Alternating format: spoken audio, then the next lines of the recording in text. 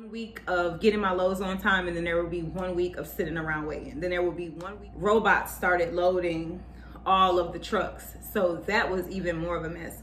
The load was shifted onto, like, it would be spilling over out of the package a little bit, or it would be leaning to the left or whatever have you, and when you pull off, a whole pallet is on the ground. So now you have to go back. You're leaving too much space between the pallets.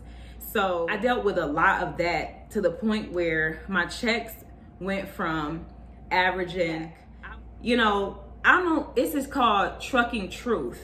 I'm gonna tell y'all the truth. And the truth is, what up, you guys? Welcome back to my channel. It's your girl, AC the Mogul. And in today's video, I wanted to talk about my experience with CR England, a review on a trucking company that I was working for, local here in Atlanta. Gonna go ahead and introduce this video as the first video in my mini series called Trucking Truths with CR England.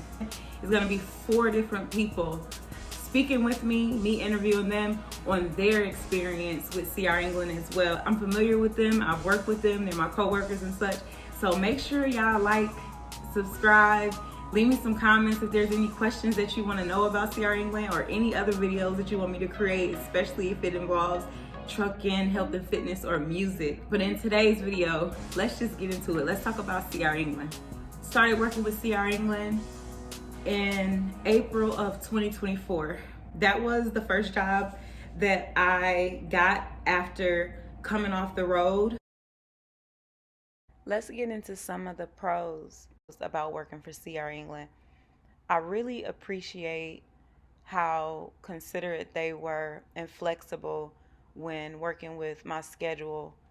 There was a time that my son came to visit during the summer, and they usually require everyone to do 2 loads, a long load of maybe 100 to 200 miles or more, and a short load of maybe 40 miles before you can go home.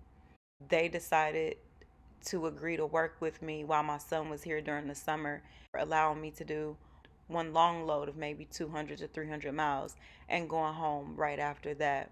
Another thing I liked about them was they paid for a traffic ticket that I received when I got pulled over. Instead, most companies make the driver pay for it. No, CR England took care of it for me. I sent them a copy of the ticket. They paid the fine. I really appreciate it and love that and valued that. Also, the mental and emotional support. If you ever are going through something, for most of you know that watched one of my last videos, I'm still going back and forth with a custody battle. And when I needed personal time for that, they were really accommodating. So those are the things that I liked, in addition to the cent per mile. The culture is, they would listen to the employees.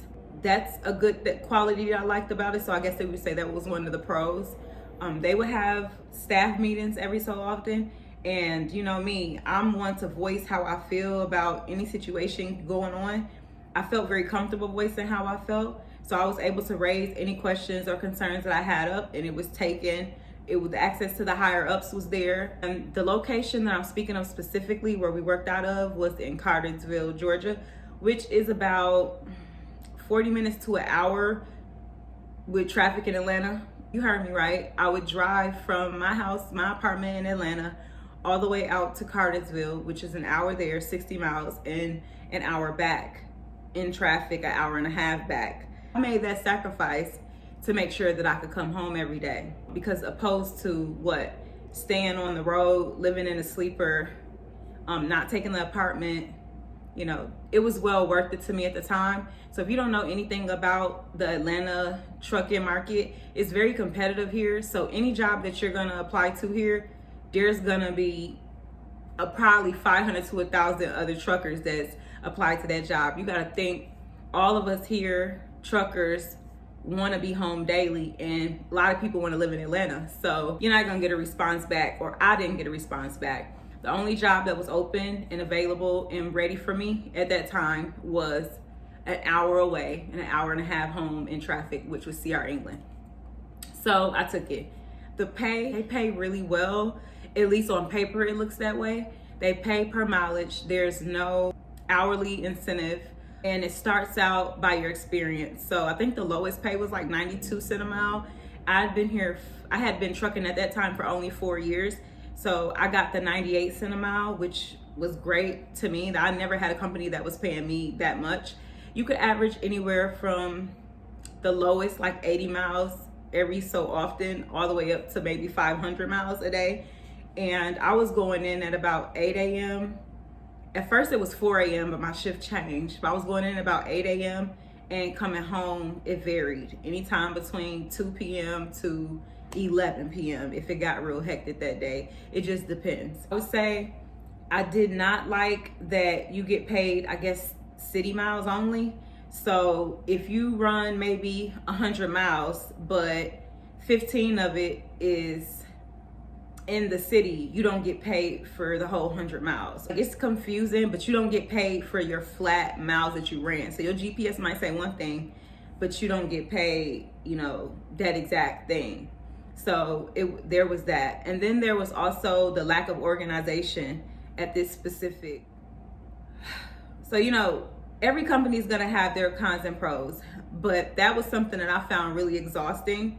Like I said, when I would go in at 4 a.m., sometimes my load wouldn't be ready until like 8 a.m., 9 a.m., 10 a.m., 11 a.m. So I'm leaving my house at 2 in the morning, 3 in the morning to drive an hour to get there, and my load is not ready and I'm sitting around waiting. So it actually got so consistent with my loads not being ready and me waiting around like that I would just go outside and start jogging and working out while I'm waiting on a load. Sometimes I would walk for 2 hours, 4 miles, just waiting. That's how consistent it was with my loads not being ready every day, that I looked forward to having to work out at work, because I'm just sitting there waiting, and I'd rather do that than stand in my truck and going to sleep. For the first few months, they were compensating me for that. It was annoying, but they were compensating me for that in detention, or they would pay a flat rate of $260 a day. After a few months of that, they stopped that altogether. They would give out detention pay, not for the entire, I think it was only at like $20 an hour. And it wasn't enough to compensate what I was losing by just sitting around waiting.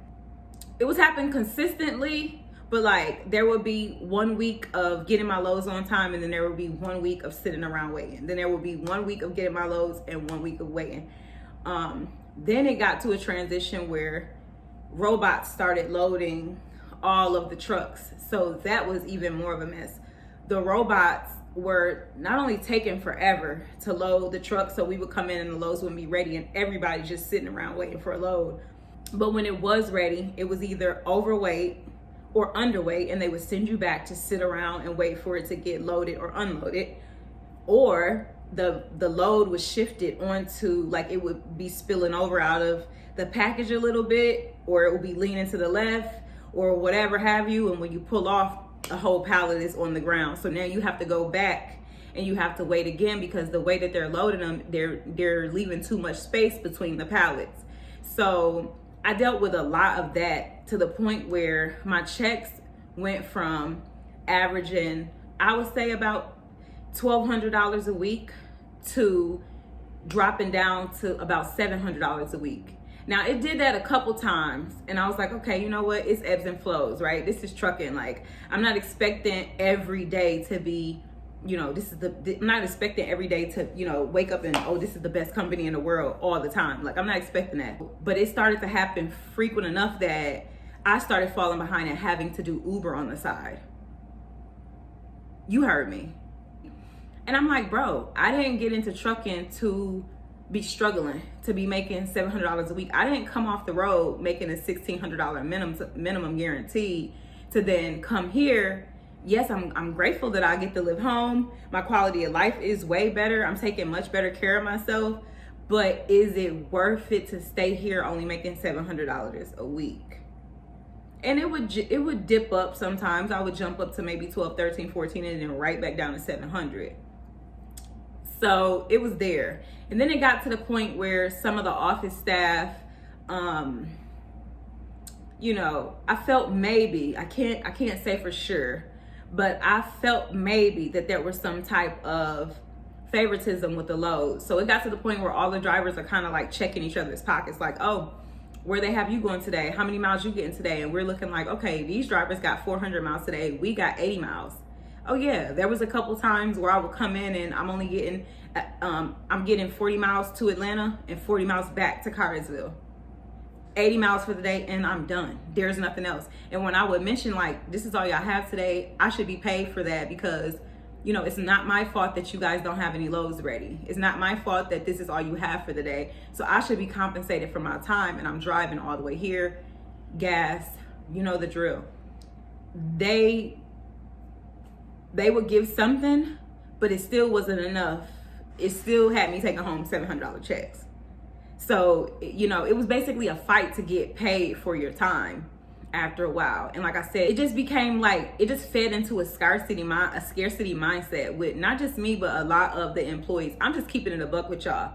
Like, we're going to talk to a few people. Everybody not going to come on here and tell you that. They're not going to come on here and keep it a buck with you like that. Some of the people that's going to be featured still work here. Some of them don't. But they're like, okay, what if they have to go back? You know, this is called trucking truth. I'm gonna tell y'all the truth. And the truth is,